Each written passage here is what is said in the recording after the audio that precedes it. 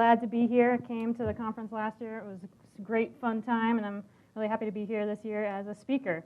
I'm going to be talking to you guys today about programming and education and why we should care more as programmers about what our education system is doing in terms of education and programming. So I already got the introduction from Kobe. Thanks, Kobe. And I'll tell a little bit more about Elemental. We do video transcoding software. We have a cool demo over in the other room if you want to take a look, where we have one of our live transcoding servers actually taking live Twitter feed from the official RBA3 hashtag and embedding those tweets on live video. So if you want to check it out, go talk to some of the... Yep. Is it RBA or ROA? ROA. Thanks. ROA3. Perfect. So we've got to get that one right, otherwise it would be no fun at all. So we do video transcoding servers. We have customers such as Comcast and HBO that use our servers in their big data centers. And the reason why we're here at Ruby on Rails is that we use Rails to create the user interface for our servers. So it's a pretty fun job. You can talk to many of us here if you're more interested in learning more. So I wanted to share with you a vision, my vision of the future of education. So right now, reading, writing, and arithmetic are the three main core areas of the curriculum that we base our education system on here in the United States. And I would like to see a fourth added to that, which is programming, the fourth R. And what would that look like? And this needs to start early, in elementary school. We need to start introducing kids to curricula that's based around learning about logic, learning about problem solving. And this doesn't have to include computers or technology at this level. It's just about how do you teach children how to think? How do you teach children how to problem solve? And at the same time, introduce them to a lot of hands-on activities, fun ways to engage with computers in a way that's not just playing games, but learning how to control those games, control the computer in ways that is engaging and fun, and at the appropriate level for elementary school students. By the time kids reach middle school, kids should know how to write a basic program just like they can write a basic story. Kids should know how computers work, just like they're learning how the world works and how biology works and how the human body works. They should be, at this point, ready to learn about algorithms and data structures and have that as part of the curriculum alongside their math and science programs.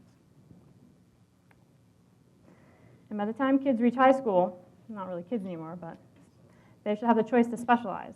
High schools should provide more advanced programming classes for the kids who are really, really interested and want to go down one of the STEM fields for careers. For those that aren't interested, there can still be basic classes where they can still play around and learn a little bit more without being quite as intensive. So why do we want this? What's the benefit that we are going to get as a society by introducing programming much more integrated into the education curriculum? If this is the vision of our future, that means that by the time someone graduates from high school, they're going to have a core understanding about how computers work. That's going to impact all industries, not just those kids that decide to continue on in the STEM fields. It means that people in all different careers and trajectories will understand how computers can help them. At this point in time, computers touch every single area of our society. They're unescapable. People who are working in all these different areas understand how computers can help them, have a vision of what they would need to create in order to make their jobs easier. If they have a core understanding of how computers work and how programming works, that's going to be a benefit for all of us. Education like today. At this point, pretty much every school has a computer lab. Having the tech in the school is not the problem. It's what they're being used for. The vast majority of computers are strictly used for research and essay writing. And that is really not helping these kids understand anything about the behind the scenes of what these computers are capable of or how they might be able to take advantage of that. When are kids first introduced to programming? It's rarely before the high school level. And even then, most schools only have two technology tracks. They have the business track, where you learn how to use software such as Word and Excel. And then you have a track that may be teaching kids how to build together computers, put together the components necessary to create a computer. As far as actual programming classes, true programming classes, 10%.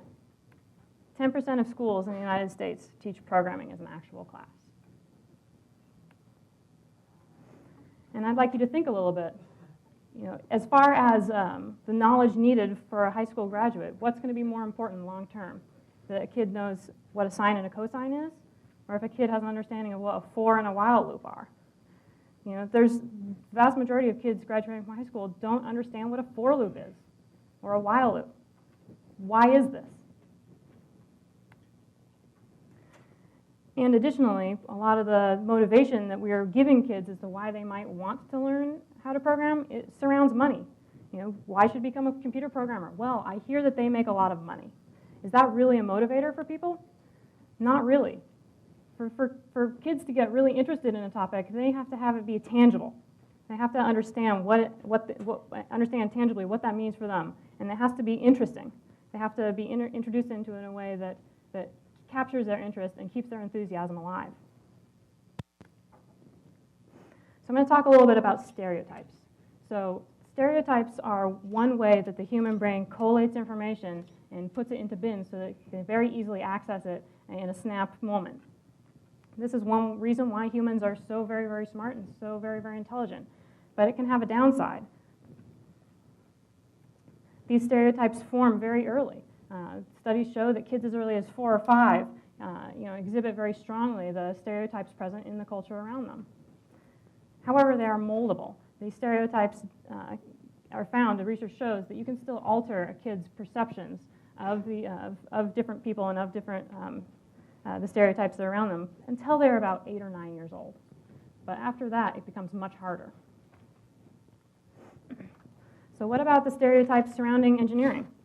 A lot of these stereotypes tie into children's fear of math. Math is very hard. And engineering is really, really hard because as far as they know, engineering and math are tied because they have never been told anything different. They don't know what an engineer is.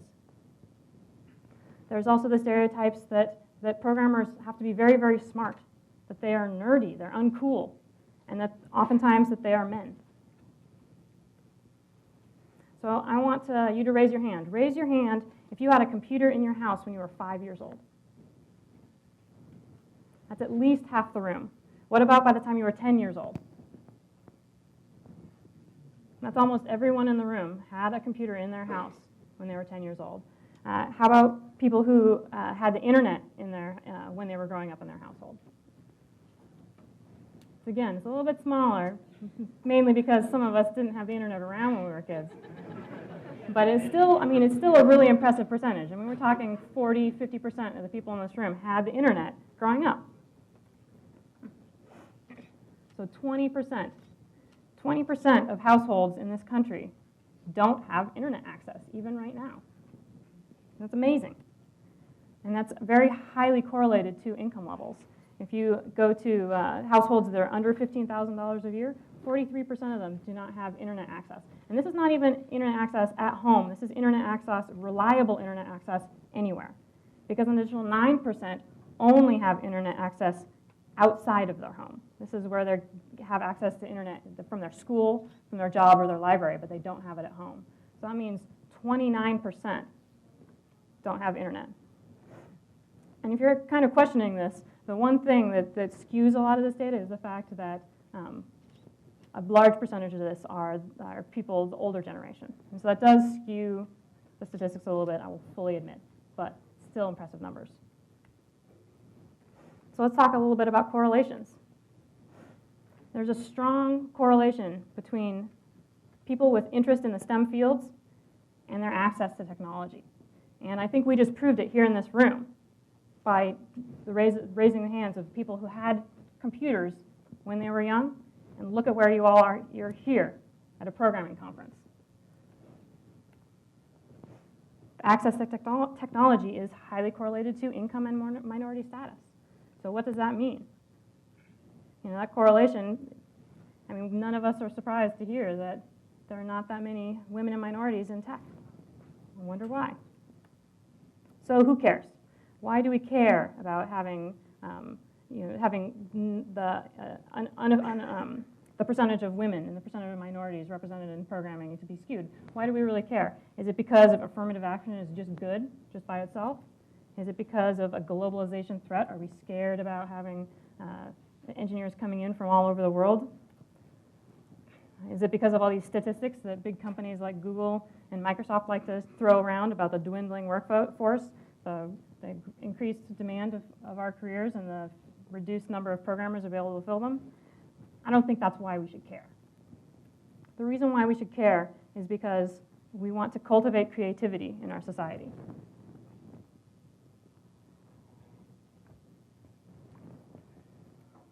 Yeah, wrong button. So people that come from different backgrounds, different socioeconomic status, different minority groups, different cultural backgrounds, different gender, these people all have different perspectives. They have different perspectives on life. They have different things that they think are important or interesting. And that means they have different ideas. We are a group of people that we don't build software in a vacuum. We are building together components that other people have built to build something cool.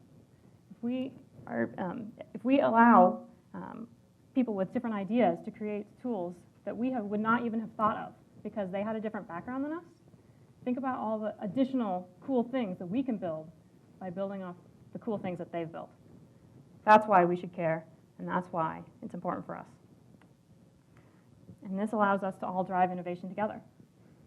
How many more cool websites or cool technologies could we build if people were coming up with new technologies that they think were cool, that were hacking on things just because they were interested in it? So how do we break these stereotypes? As I mentioned earlier, the window of opportunity to really modify kids' opinions and stereotypes is focused on early education. We need to engage these kids early. And one of the best ways to do that is with hands-on activities, to be able to show them really easily how they can manipulate a computer and how they can control a computer to do what they want it to do. It's shown that collaboration works much better than strict competition. Putting kids together in teams and having them work together towards a common goal does a pretty good job of fostering enthusiasm. Other important thing is for these kids to have role models that look like them. They need to have the women role models. They need to have the role models that have the same color of skin as them. That helps them correlate the fact that, I could do that too. And the other thing that we could focus on is teacher awareness. Kids know what firefighters do. They know what doctors do. They know what lawyers do. They don't know what computer programmers do. And I think that's partially because I don't think teachers know what computer programmers do. If we're engaging with teachers to increase the awareness of what we actually do, what programmers do, what software engineers do, what electrical engineers do, so they can talk about that in a tangible way with kids, that can go really far just by itself. It's also shown that if you introduce technology to girls in an all-girls group, that tends to be more successful than if it's an interspersed gender group. And I would probably think that the same might be true for minority groups as well. But I think there's less research to back that up at this time. So I'll highlight one example that I know about. This program that's done in the Portland area. It's called Chess for Success. And this is an after-school program that helps connect kids with learning how to play chess. And these are elementary school and middle school age kids. And this is a program that's been studied to see its impact on the actual academic performance of these kids. And why is chess important? Because it's still problem solving. And that's one of the main things that we want to teach kids from an early age is how to solve problems. And chess does that very well. So what did they find? Well, and additionally, this is focused on low-income schools. So they're focusing this program on schools with limited resources already. So they found that this not only improved the kids' academic success within the math programs, but also with reading, which I think was kind of surprising. And also they found it was very good at engaging girls, mainly because of the collaborative nature of the program itself. So why us? Why should I be talking to a group of programmers about this topic? And the answer is because we have the knowledge. We have the information about the technology. We can make computers do what we want them to do in ways that teachers cannot. And the other main goal is that teachers are there to cultivate environment. They are not there to disseminate information. If it was as easy as just giving kids information, then we would just hand them books of information and they would learn from that. Teachers are there to cultivate the environment, cultivate the creativity of the kids, and keep their enthusiasm high. And one good way to do that with technology is to engage their curiosity. And I think that as a group, we are primed to engage these kids' curiosity, because why else are we here at a conference? Why else do we work on open source projects? But besides the fact that we ourselves are curious and we engage our own curiosity continually outside of work to work on these problems. And we can channel this passion and this activity to also help engage the curiosity of children. Engineers also thrive on problems. The best way to get something fixed is to moan loudly about the problem in earshot of 5 engineers. Pretty soon they're going to be jockeying against each other to try and fix it. So this is my challenge to you. This is a problem that we have. We have the tools to fix this. And at the end of the day, we have the power to improve society around us. We're in the unique position with our knowledge and our skills and our influence to drastically alter the future of our society and the future of technology and innovation. So why Ruby? When introducing kids to programming, syntax matters. The instant that a kid has to struggle over a compiler or struggle over missing semicolon, the instant the curly brace is in the wrong location or that they didn't put a parenthesis in the right place, these magical characters, they don't understand why they needed to be there. The instant that happens, their frustration kills their enthusiasm. And that's the point in time when you're going to lose these kids forever. And they're going to think that programming is just a waste of time. The whole point about teaching kids programming is to focus on the algorithms and the logic. You know, the exact characters in the exact order that they are on the screen does not matter to these kids. What matters is that they're learning, that they're being able to put their ideas onto a screen in a way that a computer can understand it. They can formulate that logic, create that algorithm to solve the problems they want to solve. And guess what? The reason we love Ruby, the reason it's beautiful syntax and its readability, that is exactly the same sort of thing that's going to keep kids engaged and not drive them away. I mean, look at this. If you were 8 or 10 years old and you were expected to write every single one of those characters in the exact right order, and if you missed one of them, you'd get ridiculous, horrible error messages that you didn't understand, that seems hard. Object-oriented, Java is my first language. There's so much typing, so many characters. Every single one of them is important. And for a kid that's just trying to figure out how to formulate their thoughts, that's a turnoff. And of course, Ruby's not the only one. There's many other languages that can offer similar benefits. And I'm going to leave the religious wars on whether having white space or having to type the extra N's is worth it or not to a later time. I just want people to get excited. Okay, so hopefully you guys are all excited about this. You want to know how you can help. And it doesn't have to be, it doesn't take a lot of time or energy. If there's nothing else that you take away from my talk, I want you guys to be a proponent of introducing more programming-based curriculum into education. Programming is fun. We all know programming is fun. Why is it a secret? Why do kids not know how much fun it is to make a computer bend to your will? I think we should share that with everyone. We should speak out. A lot of us are parents. Speak out when you're talking to your teachers. Speak out at PTA meetings. When you're talking with friends about education. Speak out. Support reform. Support things that make it easier for schools themselves to pull in the resources and change the curriculum to meet these needs themselves. And also speak out with your vote. Speak out in all these different ways. And you can also, there's other ways, and these are things that we're already good at. Providing space, providing tools. We already know how to do that to support our user groups. Why not also provide the same opportunities for groups out there already that are working on this? So now you've done that. What if you want more? The next step could be to become a mentor. There's a lot of different ways you can do that. There are after-school groups like the Chess for Success. There are summer camps. And this doesn't even have to take a lot of time. You can come in as a distinguished speaker for an afternoon at a summer camp and show kids, give a talk. Or you can try to go inside the classroom. This one can always be a little bit harder. You have to contact usually each school one by one to see if they have some sort of program, or reach out to a teacher to see if they can get you in on the curriculum. But it can be done. And what's the benefit of that? This is the way to get direct impact with the kids. And this is where you are measurably impacting kids' lives. However, this has scaling issues and locality issues. There's only so many kids that you can provide direct assistance with, and obviously it's going to be hard to impact a kid's life if they live in a different area than you. So the next step is to teach the teachers.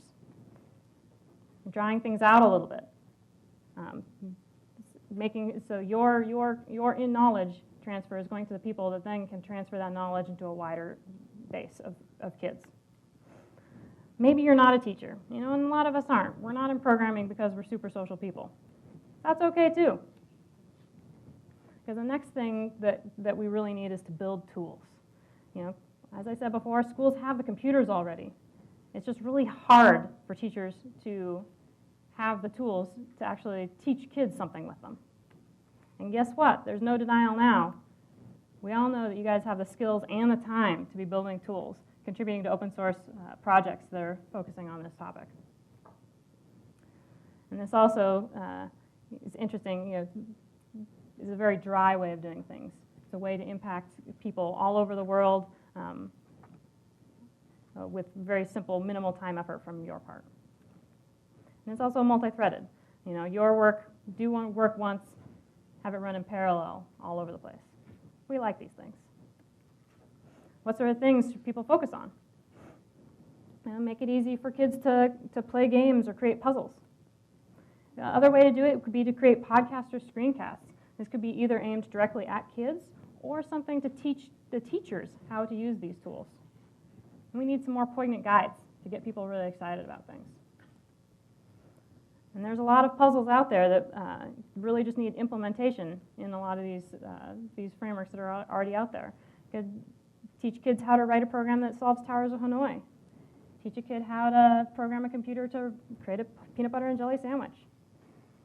Teach kids how to, something about cryptography by showing them how they can send secret messages to their friends that only their friends can read. Think that's engaging? I think that's engaging. Also something simple, have the kids create a simple Facebook for their friends. Implement the parts of that website that they're most interested in a much more pared down way. And there's tools already out there that you can easily start contributing to immediately, like JRuby and Hackety Hack.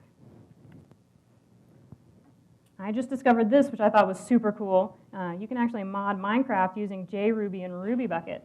Don't you think kids would be super excited if they were able to write up programs that allowed them to have whatever powers they wanted in Minecraft? I might just do that when I go home just for myself. And I'm not the only person who's thinking about this. I had the good fortune of having code.org launch weeks before my talk, so I got to completely redo the end to incorporate this in. And if you're interested in this and you want to find resources, well, guess what? This website has all the resources you need to can give you links to how you can be involved by teaching or by other ways of helping and contributing to other activities. And this is, spans all sorts of languages and topics, so it's pretty fun. And it's getting some big name backers to understand the importance of having our society understand computers more. Some people in our own community are going to benefit out of this. Hopefully we'll get a little bit more impact towards Hackety Hack and JRuby. People are becoming more aware of the fact that programming is very limited in our school districts.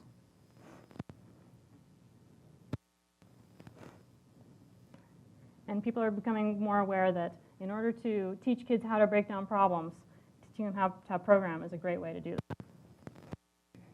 And hopefully with some of this awareness, we can get some feedback on how easy it is to actually install these tools and get things up and running so that we can see how quickly it takes to get kids actually involved.